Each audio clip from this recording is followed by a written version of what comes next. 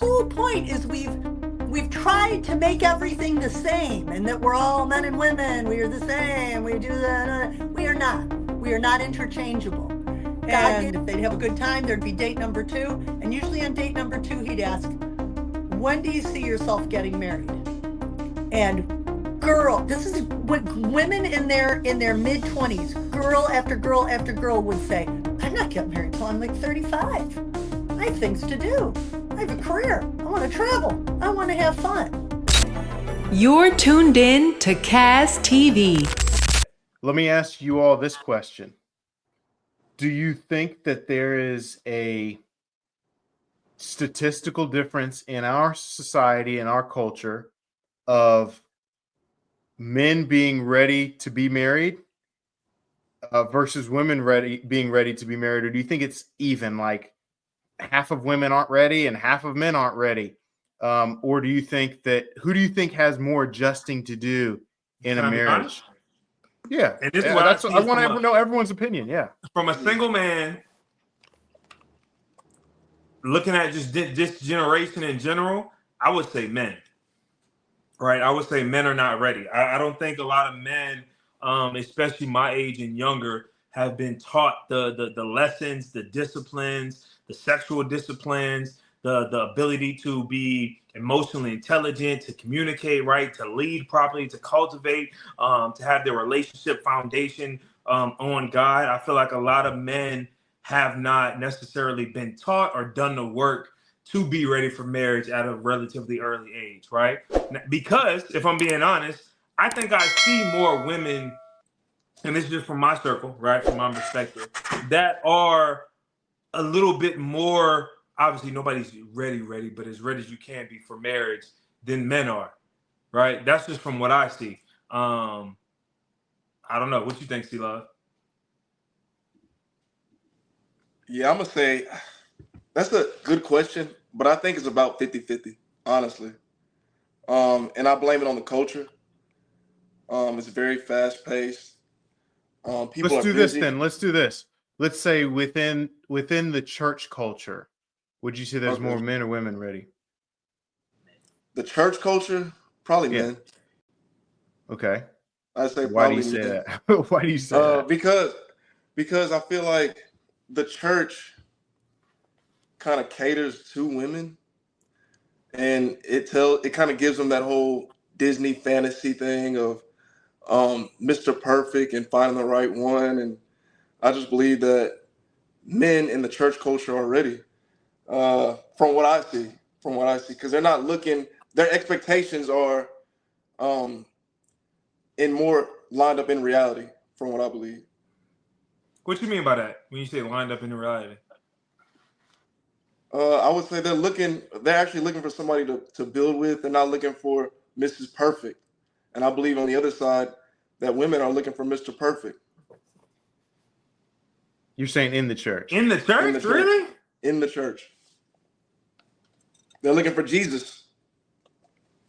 I can see how you say that. I can see how you say that. So what do you think? What do you think, Carla? All right, I kind of have a two-sided take.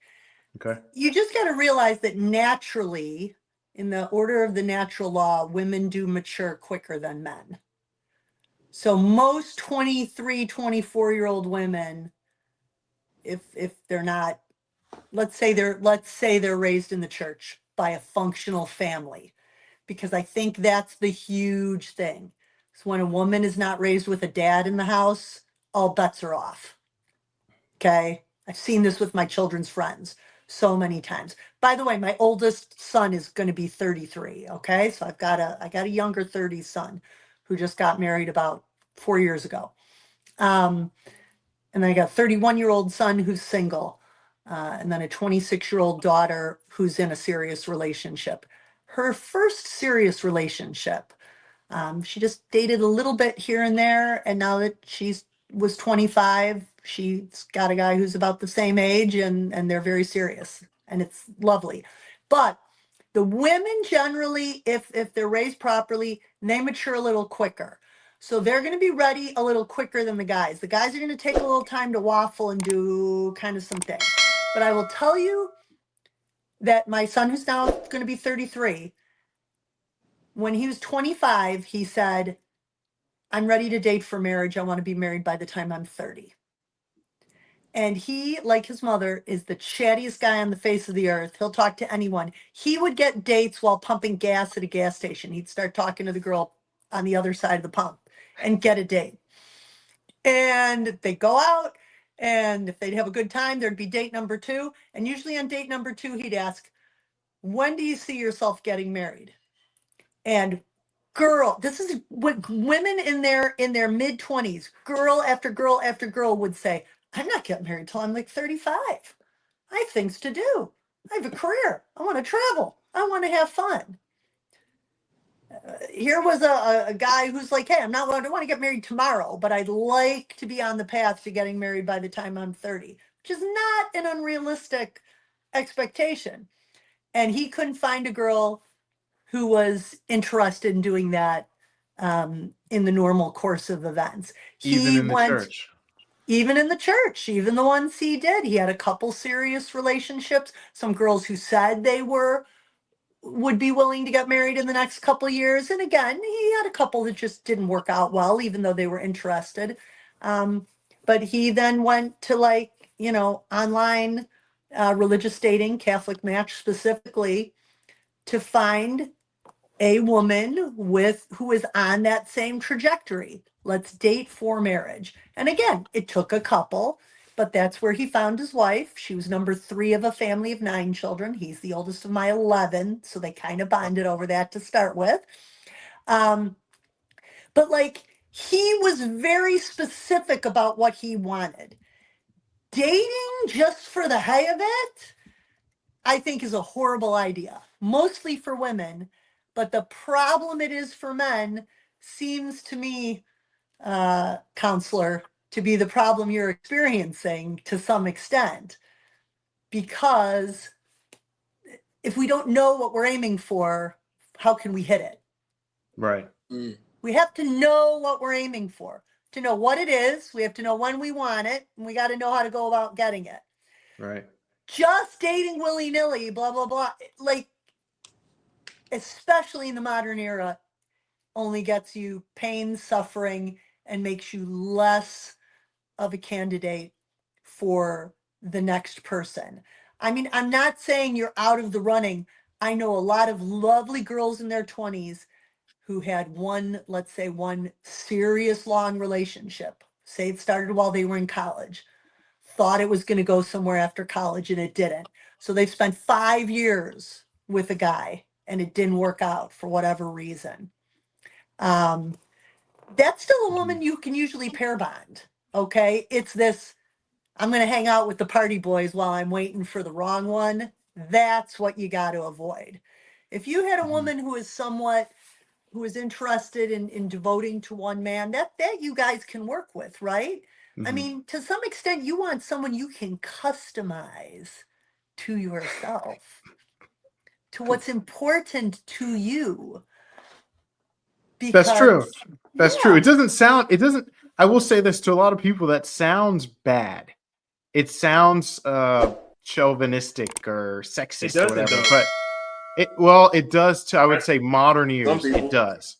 I think when you understand the kingdom and your role as a man, and you was created to cultivate everything around you, whether that means your environment, your household, your children, and including your wife, that's literally the call on your wife, the call on your life, right? Is to mold her, to wash her with the word, and to cultivate and bring out not necessarily just the woman that you want, but the woman that God calls her to be. Right. That's part of your job, is to bring those things out. Right. And to be able to teach. And that's why women, I believe women love men that can teach them things. Right. Hopefully it's good things. Right. But women love that. Right. They're attracted to that when you can kind of, whether it's spiritually, mentally, physically, financially, when you can help mold them into the best version of themselves that they can be. Right. That makes sense. It's huge. It's huge. A woman, I would say, if you're talking about your 80%, what's non-negotiable, someone who's teachable, moldable, and not just in a grudging way, but in literally an enthusiastic way. Tell me, I want to know. I'm excited about how you think we should do things. I'm excited about what kind of food you like that I would love to learn to cook for you. I'm excited to follow your lead about this. And that means that is a problem for most modern women, which kind of like makes me super laugh because like these are the modern women that are like, in an HR office or in an admin job. Like, I went to law school. I'm a practicing attorney. I still submit to my husband. There's no problem doing both, people. You don't do one and not the other. And being the one does not preclude you from doing the other. It's a matter of knowing what we each do best and what we bring to the table in a marriage. Right. How life works in a courtroom is a different thing. Right. You and But it Chris both doesn't know that. stop Yeah. you. Yeah, it So doesn't stop you from being that woman for him. I would say, Christopher, that like again, most well-educated men really enjoy an intelligent, well-educated, well-read, well-spoken, can banter with each other, can give as good as she can get kind of girl. Most It's definitely. it's not Yeah. that you guys want doormats, but you Right. want someone who's leadable and teachable about the most important things Yeah. in your life. And can she get behind your mission as Right. opposed to her being a boss babe and everything's all about her? It's the call to die to self as a Christian, number one. And we as women are called to do that in a specific way that you guys are not called to. But you're also called to die for us the way Christ died for his church. Right. We're not Literally. called to do that. Right. Literally. Right? Literally. So like the whole point is we've tried to make everything the same and that we're all men and women. We are the same. We do that. We are not. We are not interchangeable. God gave us these roles, and by embracing these roles and doing it sooner rather than later, you will get the greatest return over the decades.